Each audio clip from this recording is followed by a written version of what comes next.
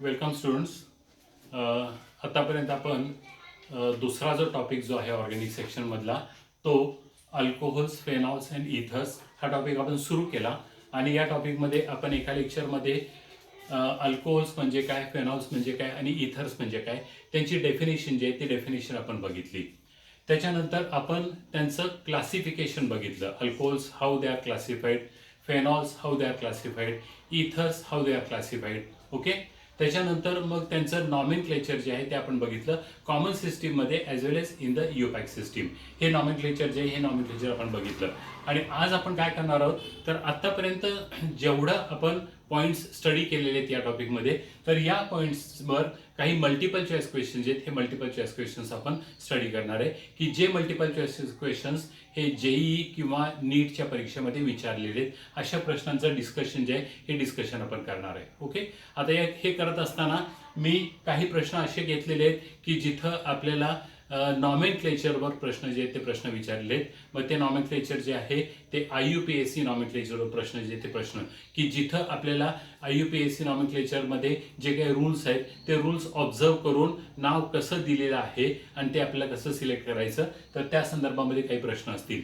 काही प्रश्न असे असतील की आपल्याला जो फॉर्म्युला जो दिलेला असेल की ज्याचा आपल्याला युपॅक नेम सांगायचं आहे तर तो फॉर्म्युला जो आहे तो बॉन्डलाईन स्ट्रक्चरमध्ये तो काढलेला असणार आहे. उदाहरणार्थ मी इथे एक MCQ इथे तुम्हाला दाखवलं आहे की जिथं बॉन्डलाईन स्ट्रक्चर आहे, कार्बन लिहिलेलं नाही, हायड्रोजन लिहिलेलं नाहीये. ओके. आणि ह्याच्यावर आपण हे जे बॉन्डलाईन स्ट्रक्चर जे आहे त्याच्यावर आपण कार्बन, हायड्रोजन, ऑक्सिजन जे आहे तर त्याचा कशा पद्धतीने मांडले आहेत ते बघून की जे आपण 11वीमध्ये स्टडी केलेलं आहे तर त्याच्यावरनं आपल्याला युपॅक नेम्स जे हे कसे द्यायचे याचा स्टडी करणार आहे. Okay. So let us start with the MCQs.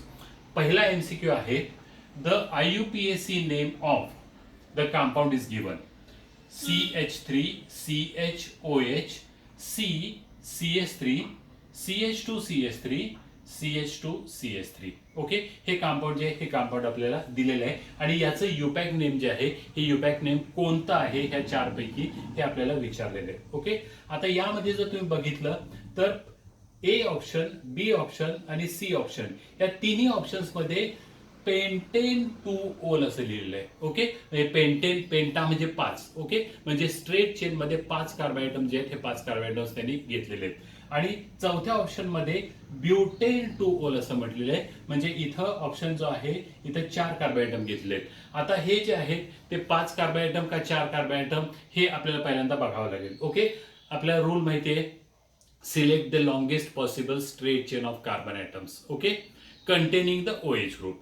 म्हणजे आपलं काय करायचं तर OH ग्रुप येईल अशा पद्धतीने लॉंगेस्ट पॉसिबल स्ट्रेट चेन कार्बोहायड्रमची किती आहे ते बघायचं. ओके. आता इथं जर बघितलं तर 1 2 3 4 आणि 5. ओके. म्हणजे 5 कार्बोहायड्रम आपल्याला स्ट्रेट चेन मध्ये दिसत आहेत. ओके. तसंच 1 2 3 4 आणि 5 म्हणजे पुन्हा 5 कार्बोहायड्रम दिसत आहेत. ओके. आणि असं जर बघितलं 1 2 3 आणि 4 असे 4 कार्बोहायड्रेट दिसत आहेत. मग आपल्याला काय करायचंय तर longest possible straight chain of carbon atoms म्हणजे मॅक्झिमम किती कार्बोहायड्रम स्ट्रेट चेन मध्ये येत आहेत ते आपल्याला बघायचंय. आणि तिथं आपल्याला दिसत आहेत की टोटल 5 कार्बोहायड्रम जे आहेत 1 2 3 4 आणि 5 किंवा 1 2 3 4 आणि 5. ओके. 5 कार्बोहायड्रम म्हणजे पेंटेनचा तो डेरिव्हेटिव्ह आहे. म्हणजे आता आपल्या ह्या ऑप्शन्समध्ये A B आणि C आणि D ह्या ऑप्शन्समध्ये पेंटेन जो आहे हा 3 ठिकाणी आलेला आहे, 1 2 आणि 3. ओके. आणि एका ठिकाणी जो आलेला आहे तो ब्युटेन आलेला आहे. म्हणजे तिथं काय केलेलं आहे त्यांनी तर 1 2 3 आणि 4 असे 4 कार्बोहायड्रम घेतलेले आहेत की हे लॉंगेस्ट पॉसिबल पहिला रूल जो आहे तो रूल याला अप्लाय होत नाही. ओके. त्यामुळं ऑटोमॅटिकली D ऑप्शन जो आहे तो बाद झाला. ओके. आता उरले 3 ऑप्शन्स A B आणि C. ओके. आता यामध्ये C ऑप्शन काय आहे बघा, 3 methyl 3 ethyl pentane 2 okay. 3 methyl 3 ethyl pentane 2 आपण नंबर्स करून बघूया. 1 2 3 4 आणि 5. ओके. आता 3 नंबरला मिथाइल ग्रुप आहे, तसंच 3 नंबरला इथाइल ग्रुप देखील आहे. 3 मिथाइल 3 इथाइल पेंटेन 2. ओके. अशा पद्धतीने इथं म्हटलेलं आहे. आपल्याला माहिती आहे दुसरा रूल काय सांगतो तर जर एकापेक्षा जास्त अल्काइल ग्रुप असतील तर ते अल्फाबेटिकली अरेंज करायचे, म्हणजे ABCD या सिक्वेन्सने अरेंज करायचे. आता इथं आपल्याला दिसतोय मिथाइल ग्रुप आहे. ओके. CH3 इथं दिसतोय. ओके. तसंच इथाईल ग्रुप पण दिसतोय. पण अल्फाबेटिकली जर विचार केला तर पहिल्यांदा इथाईल येणार आहे, नंतर मिथाईल येणार आहे. ओके, म्हणजे हा इथं पहिल्यांदा मिथाईल घेतलाय, नंतर इथाईल घेतलाय, म्हणजे हेही ऑप्शन जे हे ऑप्शन रॉंग आहे. ओके, आता बी ऑप्शन जो आहे तो बी ऑप्शन बघूया. 3 इथाईल 3 मिथाईल पेंटेन 4 ओल. ओके, आता इथं काय केलंय तर नंबरिंग जे आहे ते इकडून चालू केले, 1 2 3. ओके, 4 म्हणजे इथं 4 नंबरला हा आपल्याला ओएच ग्रुप जो आहे तो इंडिकेट केलाय. ओके, 3 नंबरला मिथाईल आणि इथाईल दोन्ही येत आहेत. अगोदर इथाईल घेतलाय, नंतर मिथाईल घेतलाय, पण नॉमेनक्लेचर जे आहे ते उलट केलेले आहे. आपल्याला माहिती आहे की नंबर करत असताना आपण नेहमी काय करतो तर अशा पद्धतीने नंबर करतो की जेणेकरून या फंक्शनल ग्रुपला कमीत कमी नंबर आला पाहिजे. ओके, जर आपण लेफ्ट टू राईट जर गेलं तर 2 नंबरला ओएच ग्रुप येतोय आणि राईट टू लेफ्ट गेलं तर 4 नंबरला येतोय. म्हणजे त्यांनी पुन्हा एक चूक काय केलेली आहे तर राईट कडून नंबरिंग केले, त्यामुळे ओएच ग्रुप 4 नंबरला आला, म्हणजे हेही ऑप्शन गेलं. आता उरलं एकच ऑप्शन, दॅट इज ए. आता हे बरोबर आहे का हे चेक करू आपण. ओके, 3 इथाईल 3 नंबरला आपल्याला इथाईल ग्रुप दिसतोय. ओके, 3 मिथाईल म्हणजे 3 नंबरला मिथाईल ग्रुप दिसतोय. 3 इथाईल 3 मिथाईल पेंटेन म्हणजे 5 कार्बोहायड्रम आहेत. ओके, आणि मग 5 कार्बोहायड्रम 2 नंबरला ओएच ग्रुप आहे, त्यामुळे 3 इथाईल 3 मिथाईल पेंटेन 2 ओल. So this is the correct option. Okay, म्हणजे आपल्या उत्तर जे आहे ते उत्तर काय तर 3 इथाईल 3 मिथाईल पेंटेन 2 ओल. ओके, आता दुसरा एमसीक्यू जो आहे तो मी इथे लिहूनच ठेवलेला आहे.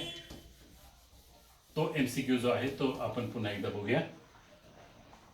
The IUPAC name of the following. Okay, आता इथं त्यांनी एक कंपाऊंड दिले आणि हा कंपाऊंड जे आहे हे बॉन्डलाईन फॉर्म्युल्यामध्ये लिहिलेलं आहे. ओके, बॉन्डलाईन फॉर्म्युल्यामध्ये कार्बन हायड्रोजन्स वगैरे दाखवली जात नाहीत. ओके, हे अशा पद्धतीने दाखवले. आता हा जो बॉन्डलाईन फॉर्म्युला जो आहे यामध्ये जर आपण ऑब्झर्व केलं तर आपल्याकडं 1 2 3 4 5 आणि 6.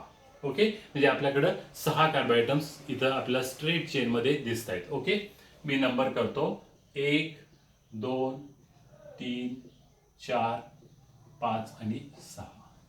ओके, म्हणजे हा जो आहे तो हेक्झेनचा डेरिव्हेटिव्ह झाला आणि आता 2 नंबरला OH आहे, म्हणजे हेक्झेन 2 ओल अशा पद्धतीने होईल. ओके, आता इथं जर बघितलं तर आपल्याला 2 नंबरला दिसतंय 2 मिथाईल हेक्झेन 2 ओल. ओके, हे एक ऑप्शन जे आहे हे ऑप्शन आपल्याला दिसतंय. ओके, त्याच्यानंतर सी ऑप्शन मध्ये दिसतंय आपल्याला 5 मिथाईल हेक्झेन 5 ओल. ओके, म्हणजे आता इथं नंबरिंग काय केलंय तर इकडून नंबरिंग केलंय, 1 नंतर हे 2 नंतर हे 3 नंतर हे 4 आणि हे 5. ओके, 5 नंबरला इथं मिथाईल ग्रुप आहे आणि 5 नंबरच ओएच ग्रुप आहे, त्यामुळं नंबरिंग जे आहे ते लेफ्ट कडून झाले. पण आपला रूल काय सांगतोय तर नंबरिंग करत असताना या ओएच ग्रुपला कमीत कमी नंबर आला पाहिजे. जर मी राईट टू लेफ्ट जर गेलो तर 2 नंबरला ओएच ग्रुप येतोय आणि लेफ्ट टू राईट गेलो तर 5 नंबरला येतोय, म्हणजे हे आपल्याला लेफ्ट टू राईट नाही तर राईट टू लेफ्ट आपल्याला जायचंय, म्हणजे 2 नंबरला आपल्याला जो आहे तो ओएच ग्रुप दिसला पाहिजे. ओके, म्हणजे आपल्याकडं आता इथं एक ऑप्शन आहे की जिथं 2 नंबरला ओएच ग्रुप आहे. त्यानंतर बी ऑप्शन आहे की जिथं 2 नंबरला ओएच ग्रुप आहे आणि डी ऑप्शन आहे की जिथं परत 2 नंबरला हा ओएच ग्रुप आहे. पण बी ऑप्शन मध्ये जर विचार केला तर बी ऑप्शन मध्ये आपल्याला असं दिसतंय हेप्टेन 2 ओल असं म्हटलंय आणि हेप्टेन म्हणजे किती तर 7 कार्बोहायड्रम. ओके, आता त्यांनी काय केलंय बघा तर 1 2 त्याच्यानंतर 3 4 5 6 आणि हा 7वा कन्सिडर केलेला आहे. ओके, आणि मग हे 7 कार्बोहायड्रम त्यांनी दाखवलेले आहेत. ओके, आणि मग हेप्टेन शब्द वापरले आणि पुन्हा 2 नंबरला मिथाईल ग्रुप देखील दाखवले, म्हणजे टोटल कार्बोहायड्रम 8 होणार आहेत. पण ऍक्च्युली किती आहेत तर टोटल 7 कार्बोहायड्रम आहेत, पण त्यातले स्ट्रेट चेअरमध्ये 6 आहेत. ओके, त्यामुळं हेप्टेन 2 ओल हे ऑप्शन देखील जे आहे हे चुकीचं होणार आहे. ठीक आहे, 5 मिथाईल हेक्झेन 5 ओल. ओके, आता इथं नंबरिंग मागाशी सांगितल्याप्रमाणे लेफ्ट टू राईट गेले, ऍक्च्युली राईट टू लेफ्ट पाहिजे, म्हणजे हेही ऑप्शन जे हे ऑप्शन चुकीचं आहे. ओके, आता बघा हे 2 ऑप्शन जे आहेत ना हे दोन्ही ऑप्शन आपल्याला सेम दिसत आहेत, पण तुम्ही जर काळजीपूर्वक जर बघितलं तर इथं स्पेलिंग मिस्टेक केली.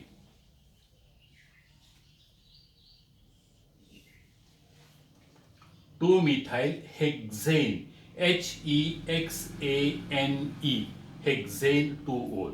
ओके, आणि इथं 2 मिथाइल हेक्झेन, HEXAN, म्हणजे इथं ई आहे आणि इथं ई नाहीये.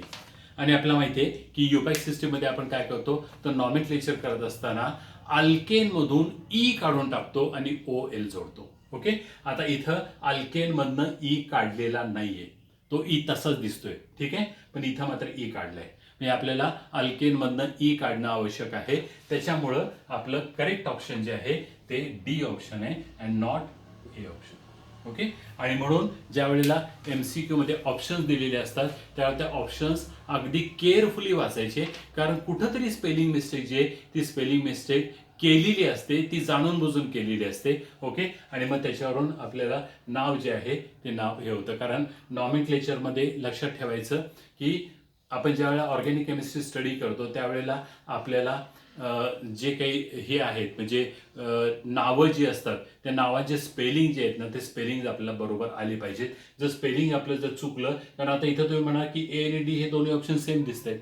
ओके, पण दोन्ही सेम नाही आहेत. इथं हेक्झेन मधला ई जो आहे तो ई ॲडिशनल आहे की जो आपल्याला काढून टाकायचा आहे आणि त्या ठिकाणी OL जोडायचा आहे, तर तो इथं काढून टाकलेला आहे. हेक्झेन मधला ई काढलेला आहे आणि तिथं OL जो आहे तो OL जोडलाय.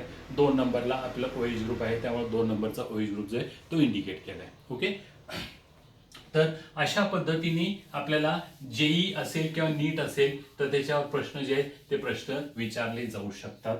त्यामुळं आपल्याला केअरफुली हे मल्टिपल चॉईस क्वेश्चन जे आहेत ते सॉल्व्ह करायचे असतात. ओके, त्यानंतर आता तिसरा आहे युपॅकवर मी एक 3 MCQ जे ते तयार केलेले होते. ओके, आता तिसरा जो MCQ जो आहे तो युपॅक नेम ऑफ. ओके,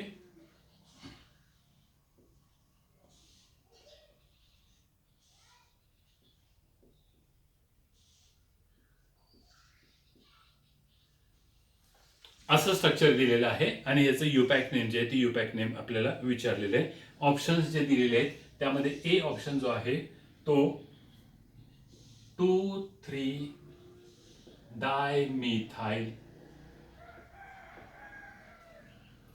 सायक्लो HEXANEOL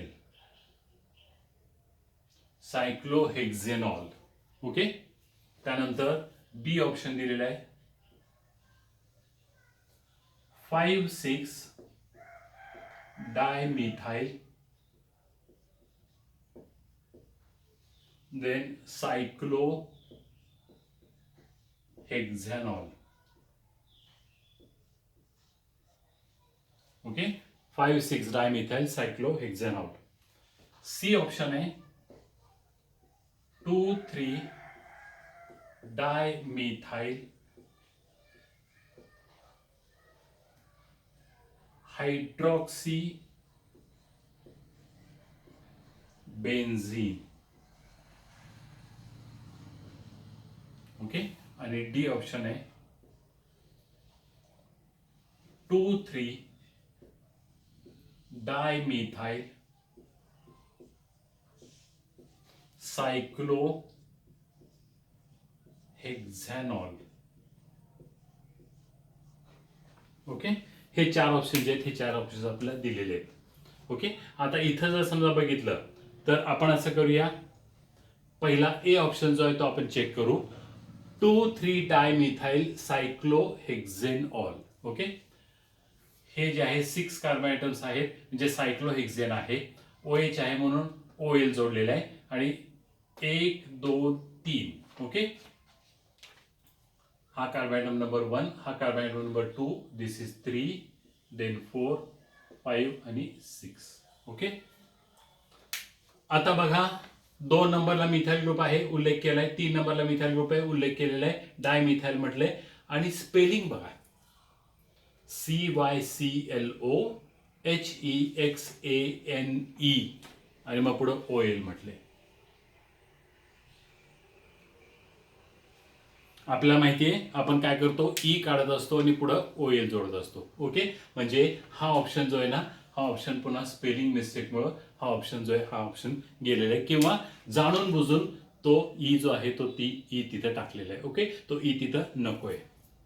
आता दुसरा ऑप्शन जो आहे तो 5,6 डायमिथाइल सायक्लोहेक्झॅनॉल. आता इथं ई काढलाय बघा, ठीक आहे, एन नंतर ई नाहीये, म्हणजे ई काढून ओएल जो आहे तो बरोबर जोडलाय. पण 5,6 म्हणजे काय, तर हा जो मिथाइल ग्रुप जे आहेत ना, हे मिथाइल ग्रुप नंबरिंग कुठून केलं तर हा OH 1 2 3 4 5 आणि 6. ओके, म्हणजे त्यांनी नंबरिंग जे आहे ना ते नंबरिंग या साईडने केले, लेफ्ट कडून असं जो आहे तो केलेला आहे. त्यामुळे 5 नंबर आणि 6 नंबरला आपल्याला दिसतोय. पण आपल्याला नंबरिंग जे आहे ते कुठून करायचं तर राईट टू लेफ्ट किंवा आपलं असं क्लॉकवाईज डायरेक्शन मध्ये नंबरिंग जे ते करायचे. कारण हे जे अल्काइल ग्रुप जे आहेत त्यांनाही कमीत कमी नंबर आला पाहिजे. इकडून जर केलं तर इकडे 5 आणि 6 ला येतोय, पण इकडून केलं तर 2 आणि 3 ला येतोय, म्हणजे हा ऑप्शन देखील रॉंग आहे. ओके, त्याच्यानंतर सी ऑप्शन बघितलं तर 2,3 डायमिथाइल, पुन्हा हे बरोबर आहे. Okay, hydroxy benzene. आता हायड्रॉक्सी बेन्झिन म्हटलंय. ओके, आणि ज्यावेळेला बेन्झिन म्हटलं जातं त्यावेळेला आपल्याला माहिती आहे की हेक्झॅगोनल रिंग आणि त्याच्यामध्ये काय असतं तर डबल बॉन्ड्स असतात. ओके, आता इथे डबल बॉन्ड नाहीयेत, आणि डबल बॉन्ड नाहीत म्हटल्यानंतर हे बेन्झिन म्हटलेलं आहे, हे ही रॉंग ऑप्शन आहे. ओके, आणि आता डी ऑप्शन बघा काय तर 2,3 डायमिथाइल, 2 नंबरला आणि 3 नंबरला मिथाइल ग्रुप आहे. 2,3 डायमिथाइल सायक्लोहेक्झॅनॉल. आता इथं स्पेलिंग बघा, एक नंबरचं म्हणजे एचं स्पेलिंग आणि डीचं स्पेलिंग बघा, इथं तुम्हाला फरक दिसेल. तिकडे ई आहे आणि इकडं ई जो आहे तो नाहीये. So the correct option is D. Okay, म्हणजे आपलं आन्सर जे आहे ते डी आन्सर आहे. ओके, त्यानंतर पुढचा MCQ.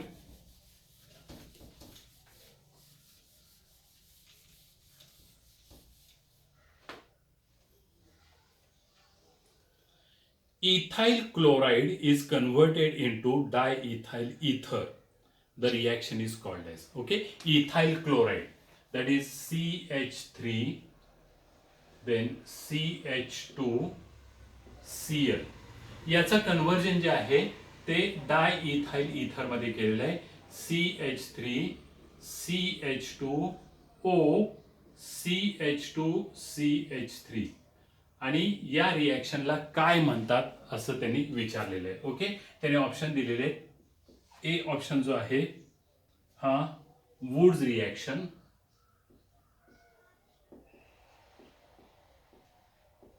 ओके, त्यानंतर बी ऑप्शन दिलेला आहे हा विल्यमसन सिंथेसिस,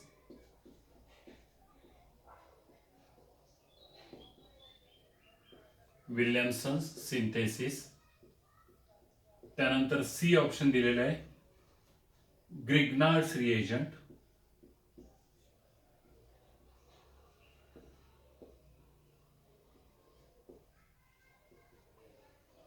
आणि डी ऑप्शन जो आहे that is Swarts reaction. Okay, हे 4 ऑप्शन जे आहेत हे 4 ऑप्शन्स आपल्याला दिले. आता conversion of ethyl chloride into diethyl ether. Okay, आता हे ज्या वेळेला आपण करतो त्यावेळेला आपल्याला काय करायला लागतं तर सोडियम किंवा पोटॅशियम अल्कॉक्साइड घ्यायला लागतं.